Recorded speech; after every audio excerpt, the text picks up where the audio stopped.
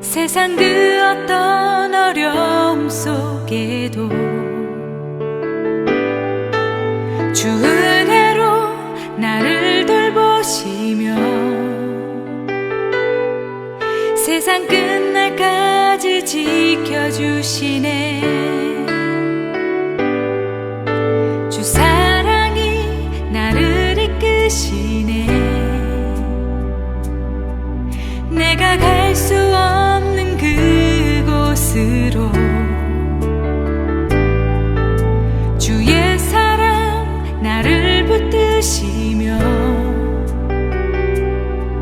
세상 끝날까지 인도하시네. 주님만이 내 아픔 아시며 주님만이 내 맘 어루만지네. 어느 누구도 나를 향하시 주님의 사랑을 끊을 수 없네. 주님만이 내 능력이시며 주님만이 나의 구원이시네. 어느 누구도 나를 향하시 주님의 사랑을 끊을 수 없네. 주 사랑이 나를 숨쉬게 해. 세상 그 어떤 어려움 속에도 주 은혜로 나를 돌보시며 세상 끝날까지 지켜주시네.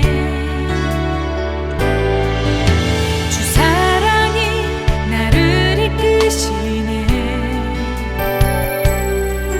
내가 갈 수 없는 그곳으로 주의 사랑 나를 붙드시며 세상 끝날까지 인도하시네. 주님만이 내 아픔 아시며 주님만이 내 맘 어루만지네.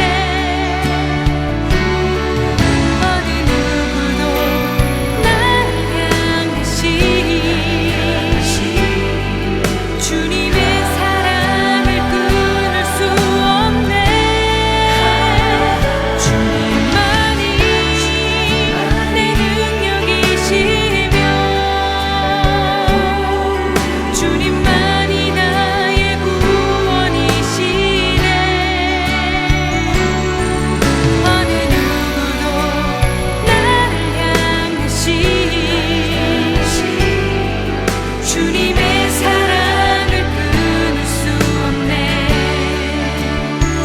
주님만이 내 능력이시며 주님만이 나의 구원이시네. 어느 누구도 나를 향하시 주님의 사랑을 끊을 수 없네. 주님의 사랑을 끊을 수 없네.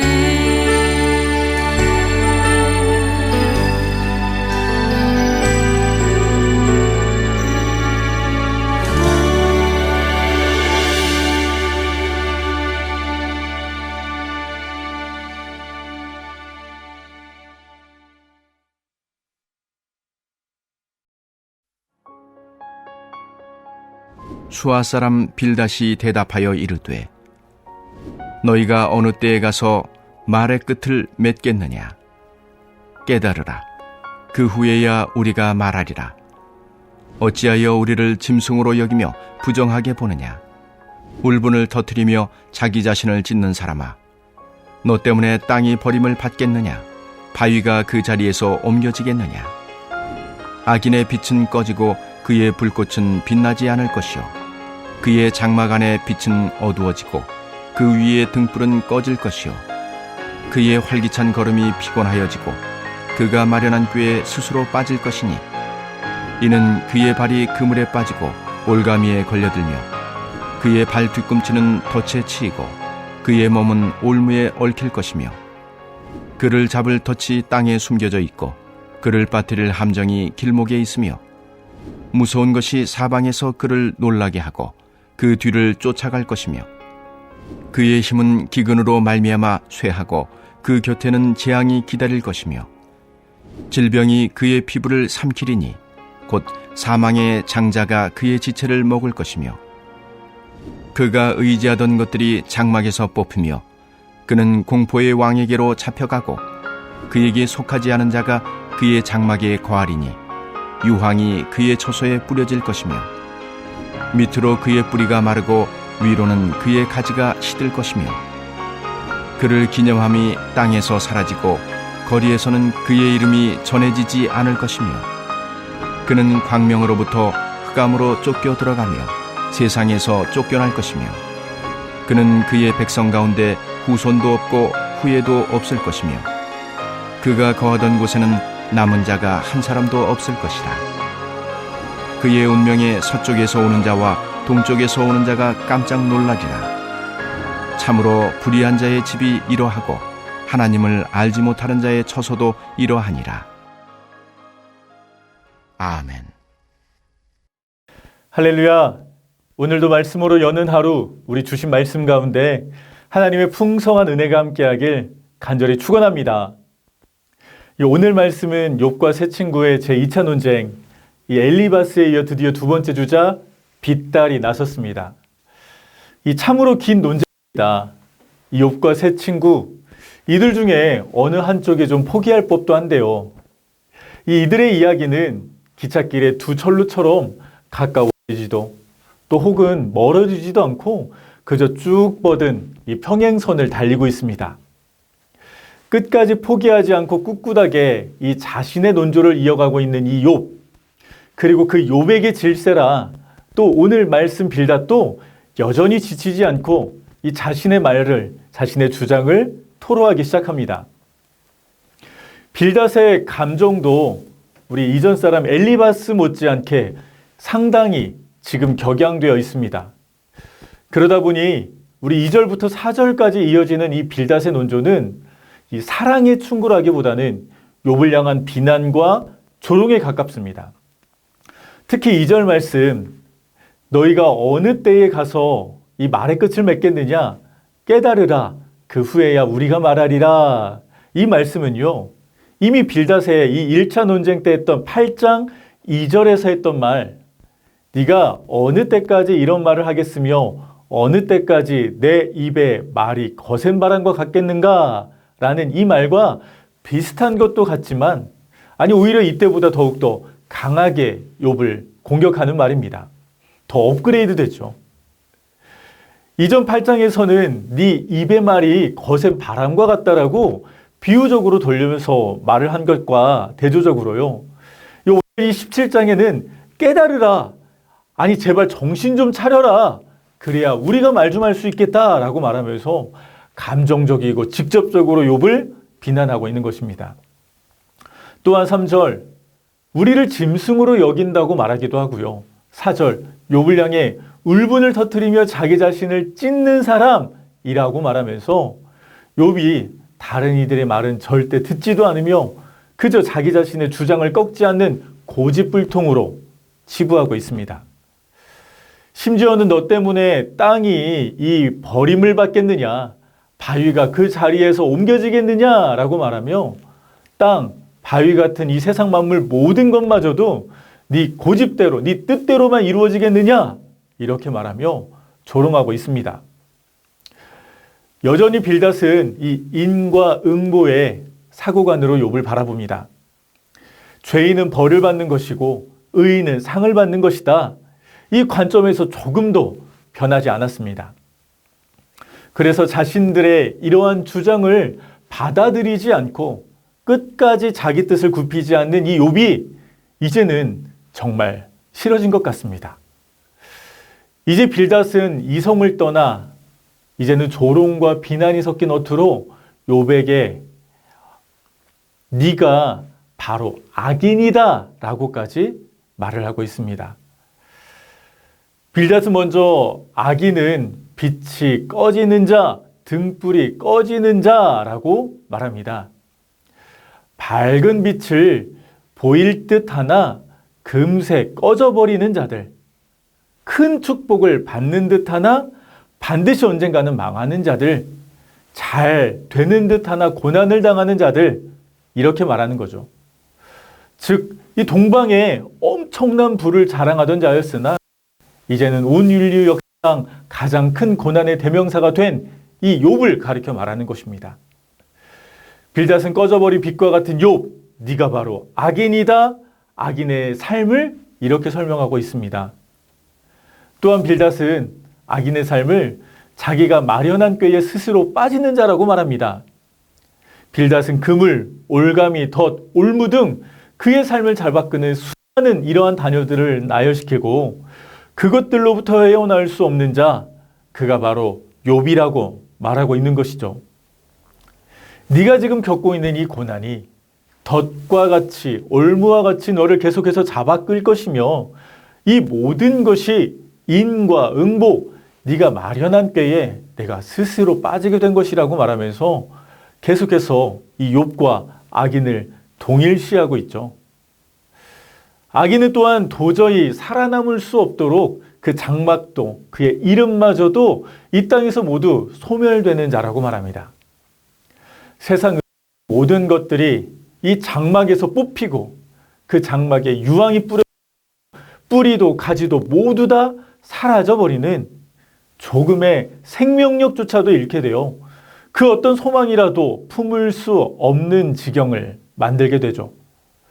그뿐만 아니라 그 이름마저도 그에 대한 기억마저도 그의 아들, 딸, 후손마저도 모두 다 사라져 그 존재 자체를 부정하게 만드는 그러한 자가 바로 악인입니다.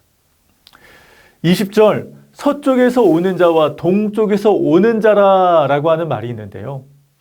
해가 동쪽에서 떠서 서쪽으로 지기에 서쪽에서 오는 자란 이미 이 시대를 모두 다 경험한 지는 해, 이 어른 세대들을 말하고 동쪽에서 오는 자란 이제 뜨는 해, 우리 후대의 세대들, 젊은 세대들을 의미하죠. 그런데 그의 운명, 이 악인의 운명이 어찌나 저주스럽고 이 폭삭 이 망하는 삶이기에 젊은 세대부터 어른 세대까지 모든 자들이 깜짝 놀랄 만한 그런 불운의 삶을 살고 있다 말하는 것입니다. 그리고 21절 이제는 도장을 쾅 찍습니다. 참으로 불의한 자의 집이 이러하고 하나님을 알지 못하는 자의 처소도 이러하니라. 처음 5절 악인은 이러하니라고 시작했는데 그 악인이 불의한 자, 하나님을 알지 못하는 자, 그리고 그 자가 바로 욥, 너라고 말을 하면서 끝을 맺는 것입니다. 그렇습니다. 욥의 대답을 들은 빌닷은 지금 이 자신의 감정을 주체하지 못한 채 갑자기 이렇게 이 악인의 삶에 대해서 나열하고 있는 것입니다. 왜일까요? 악인의 삶은 이러이러하다라고 말하면서 그저 우리에게 욥에게 정보 전달을 해주기 위함인가요? 아니면 악인의 삶이 이렇게 비참하니 악인의 삶을 살지 말라, 돌이켜라, 권면해 주는 것일까요? 아닙니다. 빌닷은 지금 욥에게 네가 악인이다, 지금의 너의 삶이 바로 악인의 삶이다, 저주를 퍼붓고 있는 것입니다. 봐라, 네가 악인이기에 너는 빚도 건강도 재산도 네 이름도 명예도 자녀도 손손마저도 모두 다 잃게 된 것이다. 지금 이렇게 말하고 있는 것입니다. 하지만 여러분 어떻습니까? 지금 하고 있는 이 빌닷의 말이 어떻게 들리시나요?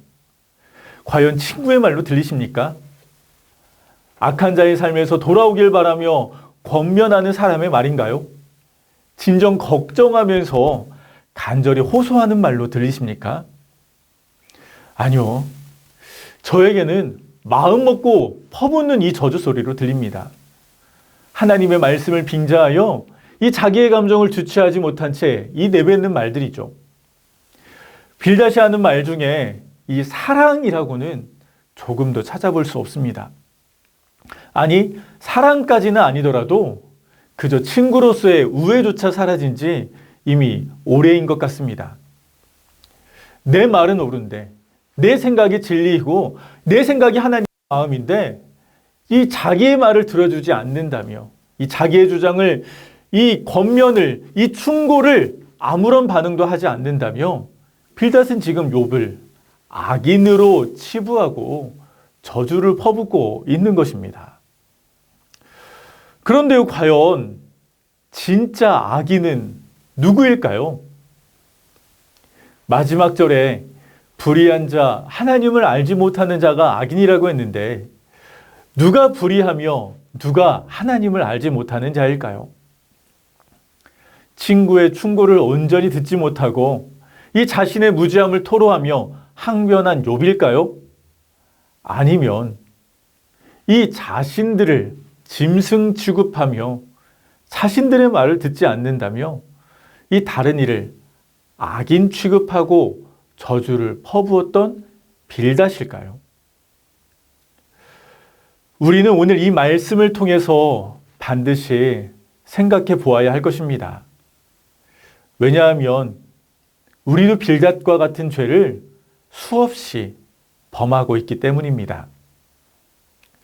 내 생각과 다르면, 내 믿음과 다르면, 내 신앙과 다르면 우리는 아무 거리낌 없이 다른 이들을 정죄하고 판단하기 때문입니다.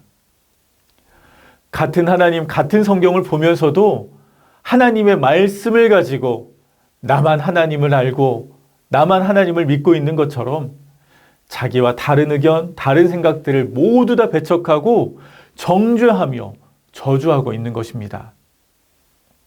코끼리 그 꼬리를 만지고서 코끼리에 대해 다 안다고 말할 수 없는 것처럼 우리가 어찌 하나님을 온전히 다 안다고, 알 수 있다고 그렇게 말할 수 있을까요? 물론 그 꼬리만 만지고서도 벅차오르는 그 감동과 은혜로 주체할 수 없는 그 꼬리라도 전하고자 하는 그 마음 우리 이해할 수 있습니다. 하지만 적어도 우리는 다른 이들을 판단하거나 정죄하지 않는 자가 되기를 축복합니다. 내 생각과 다르다고, 내 믿음과 다르다고 저주하는 자가 되어서는 안 될 것입니다. 기다려주고 보듬어주고 혹여 그것이 안 된다 하면 그저 하나님께 중보하며 기도해주는 그러한 성숙한 믿음이 우리 안에 충만하길 소망합니다. 사랑하는 전주안디교회 성도 여러분, 진짜 악인은 누구일까요? 고난 받는다고 악인이고 축복받는다고 의인일까요? 우리의 믿음의 잣대에 준하면 의인이고 예배, 봉사, 헌금 그러한 생활 제대로 못하면 악인이 되는 것일까요? 우리가 만난 하나님은 우리를 그렇게 대하지 않으셨습니다.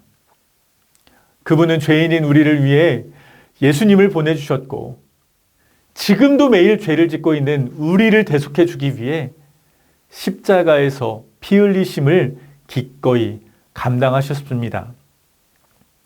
죄인인 우리에게 의롭다 칭하여 주시고 우리 손을 단 한 번도 놓지 않으신 그분이십니다. 그 값없는 사랑 받은 우리니 우리도 그 사랑을 흘려보내길 축복합니다. 다른 이가 이렇다 저렇다 판단하지 말고 악인이다 죄인이다 정죄하지 말고 저주하지 말고 사랑하고 이해하고 안아주는 우리가 되기를 축복합니다. 아니 정말 그게 도저히 안 된다 하면 이해가 안 된다 하더라도 오해는 하지 말고 그저 기도로 주님 앞에 나아가는 우리 모두가 되기를 소망합니다. 그리하여 오늘 하루도 이 죄 가운데 거하는 자가 아닌 우리 주님께서 기뻐하시는 복된 삶으로 영광 올려드리는 저와 여러분 되시길 주님의 이름으로 간절히 축원합니다. 이 시간 말씀을 기억하며 함께 기도하겠습니다.